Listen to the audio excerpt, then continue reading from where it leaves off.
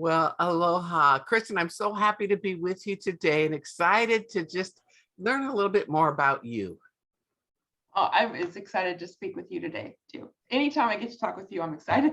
Well, we have such good conversations we've had for the last year. You've been taking a lot of classes and it's fun because we have these little fireside chats where we just talk about different things or stay after class, and it's been really a wonderful experience to get to know you.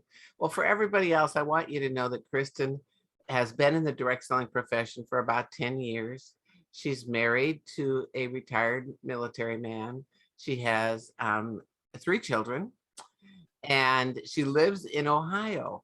So I'm here in Hawaii, she's in Ohio, but we're having fun this morning getting to know each other a little bit better. So, Kristen, I'd like to know, what really was working for you when you first started being a part of DSWA, because you were attracted to us for some reason. So maybe that's where it started, is really what made you decide to come to visit with us and learn more. In my company, my leaders had brought you guys to one of our events, and we had maybe a half-day course with you, and it just piqued so many exciting interests to me. And a lot of them had gone and done your courses, and I had seen them grow and change. And it was even more exciting to me because they were great leaders to begin with, but just slight changes had made them more effective. And I thought, I want some of that. Ah, great. So at the time when you first got started with us, what obstacles were you facing, or things that weren't working for you? I was new back into the workforce. I'd been a stay-at-home mom for 15 years.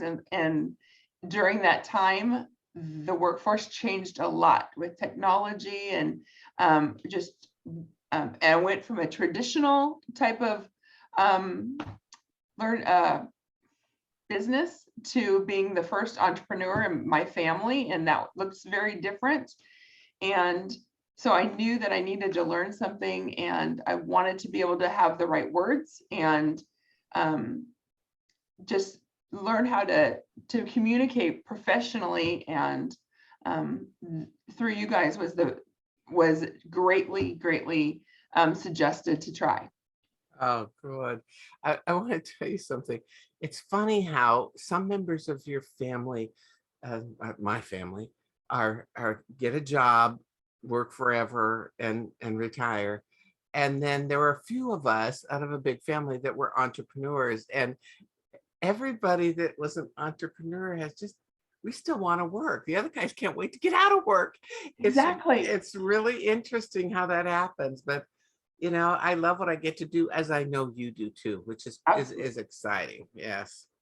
So when you first got, decided to register for the class, what made you decide? Seeing the difference in my leaders and my mentors, and I love to learn, and having met you guys and gone through like day courses with you, I thought it was worth every penny. But I didn't know how I was going to say that to my husband, to the cost of it. And he had equated it to when he was a naval officer, they would send them for training all the time. And he said, I can't imagine my growth in my business without these advanced courses. So of course you should do that. And I had a limiting belief that he didn't even have, and he was all for it. So that's exciting. Made it easy. So you took the sales and service, you've taken the level 1 class, you've taken the advanced class, and you're getting ready to go into certification. What made you keep going? What made you decide that, hey, there's more?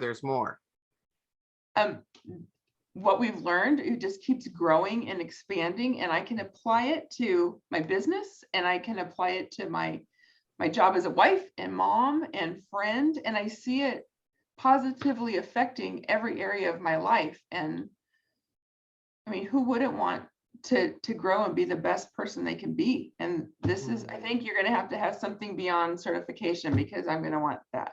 Yeah, we're doing continuing education, so you can be involved. Perfect. Yeah, it's interesting because what you what you realized along the way is there is something else. Some people take 1 hour class and they think they know what coaching is. And it is so much more. And I say it comes in layers. So you sort of have a layer of maybe an hour or two, and then you have a layer of the sales and service, then you have a layer of the level one. It just stays with you also because you're practicing and you're Yes. using it. And doing the proficiencies, you get feedback immediately on your coaching. I think all of that is part of it and makes a difference. So we've been doing this a long time and we're still learning. We're on our 54th revision of our level one book. And I know that the process of that, of writing that, we learned too. So it's good for everybody. Yeah. Mm. So what do you think you have experienced or gained as a result of your participation in these classes? Oh, most definitely confidence in how to communicate with people, confidence on how to listen effectively to people, and confidence on how to use what words to each individual person, to listen to them as individuals and to what their style is, to be able to have those the enlightened vocabulary to speak to them so they can most hear it. Mm-hmm. And you know, a part of this is DISC, and I know in your company you've studied DISC for a long time. It seemed like it was more of to be able to put a label on somebody. What do you think was different in here where we took DISC and our assessment that we use? How do you think that has benefited you? You're right. When I first started with my company, you get quickly told, figured out where you fit in the DISC personality. But what you gave was a very deep, a deep definition of each section, and then good tips on how to figure people out while you're quickly meeting them and assessing how to react and respond to them. It's hugely powerful. I mean, even talking to someone at the grocery store, it's become a fun game kind of to play, like, is she a D? Is she an I? So I, and then having the words that she can hear and feel heard. I think that how they feel heard when I speak is important to me. It's one of the most important skills I think to develop in the direct selling space is to really know and understand other people. We say seek first to understand, then be understood. Well, it's watching, listening with heart-centered listening, being present with people, asking questions, letting people talk and be who they are. And so we've invested a lot with how to coach, how to sell, how to sponsor people with different behavioral styles. We all aren't the same. And it used to be we kind of, whatever we were, we would be like that for that person without any adjustment. So I'd look at a team and I'd see 10 eyes on the same team. It's because they only knew how to attract an eye. And the diversity in our profession is so important. And these skills will allow you to engage more people, different kinds of people, which I think is very powerful. Very powerful. So what goals did you achieve as a result of developing your coaching skills? The goals that you achieved, because you had some. I was more effective. I was able to know when I set a goal, how to effectively run after it and the things I needed to do, and how to incorporate my team on board with the same thing. A big goal you mentioned to me was that the communication within your family. Oh my goodness. When I started DSWA, I thought for sure this is going to help me with my business and grow my business and grow me as a professional woman. And I never realized how it would touch me and be able to communicate with my family. My husband had some big health challenges, and it made me more confident and have the words to use to speak with doctors, to speak with him, to really listen. With my children, it's blown me away. I might, if my business went away, I would still stay learning because it's made me more comfortable in just communicating as Kristin Hmm. Kristin me. That's beautiful. You know, it's funny because people come into the courses and they expect everything to be about business. It automatically filters to your whole life. And I believe that people that develop these skills just are better communicators, make stronger connections with people, easier to network, easier to talk to your parents and your kids and your friends and everybody else. And part of it is because remember, we don't own the outcome. When you're coaching people, that's it. I don't own that outcome. You do. So therefore, I can release that. And when I do, it's very peaceful. Mhm. Coaching is a very peaceful thing. And you have really grown in that area because I've seen it from the practice sessions that we have in the class. And I'm happy that you took it where you have. And now, you're going into the certification course. And so what skills would you like to develop in this next round, in this next era in your business and in your life? And how can the DSWA be of support to you? Um, One area I would love to become more proficient at would be compassionate feedback and knowing when to speak and when to listen. It's sometimes hard for me to be quiet. I like your talk about putting your hand on your mouth. I find myself doing that a lot. Mm. Sometimes I want to pinch, but I'm just, but it's so powerful to be ask a curious question and then listen and then have better discernment on which when to use compassionate feedback and when to just listen some more or ask another question. Compassionate feedback is not an easy thing, particularly for S's, because if you have a lot of S, which is the more reserved, people-oriented person, you don't want to hurt people's feelings. You think you're going to have conflict when you share with them something that is pretty direct about what's going on, but it really isn't a conflict. It's a conversation because you ask permission first, and it is given with compassion. So everybody that is held back, and you have a mountain in your living room because you swept things under the carpet, you'll find out that it's hard to move in that living room with a hill.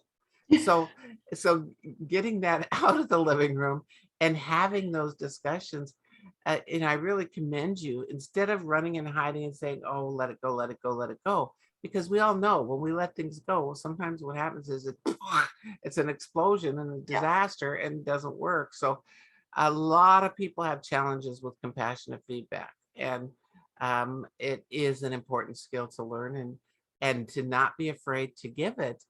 um, I guess I've watched people go from just frustration and wanting to choke somebody to saying, I built a relationship with this person and they respect me because of the way I gave that feedback. So lots of good things can come from this. We love that we get to teach about coaching and all the other subjects that we come around with within the DSWA. It's exciting to be able to give people what they want. So we really like to listen to what they're looking for and for what's next, and so that we can grow this base of knowledge. And in our upcoming learning management system, everything will be sorted out and easy for people to find and decide, oh, I'd like to take this class, or I'd like to take this class, which will make it much easier. So, Kristin, is there anything else that you would like to share with the group before we go, or share with me? One thing I just want to thank you. There's been, when I first started, I'm a high S, obviously, and sometimes it would be nervous to have an uncomfortable conversation or things I was nervous to say.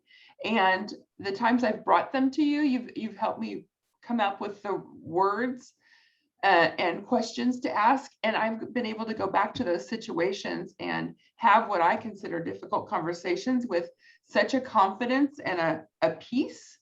And then as a result, had great results. And I feel when you're learning, if you feel like it's a safe place to learn, you just can blossom that much faster. And I feel like when I get to come to a new course, I feel excited, a little bit nervous to see what I'm going to learn and what I don't know. But there's that confidence in knowing that it's a safe place to learn, and I grow so much each time. So I really appreciate your patience and your grace and your just peaceful way of sharing. Oh, thank you, Kristen. I want to say this to everybody. It is important that you have a safe place to learn. And you see, in coaching, there is no judgment. There's no judgment. We don't judge people, but it's their agenda, not mine. And so we build this place where everybody feels equal. There's people that are in high positions making millions of dollars, and there are people that are brand new, or people that have been at a certain place due to circumstances in their family for an extended period of time. They're all equal and all bring value and all are learning at the same time. And I love with the skill of ICU acknowledgement to be able to acknowledge people in their decision to grow, to acknowledge people for their dedication to be of service to their team. And Kristen, that's you. You are somebody who is of service and cares deeply about others. And school's not out for you, and it probably never will be, because you have a desire to make a difference, and that's a beautiful thing. Yeah. So thank you, everybody, for listening. We're so glad you were with us, Kristen. We love you and appreciate you and are looking forward to seeing what's next. Take care, my friend.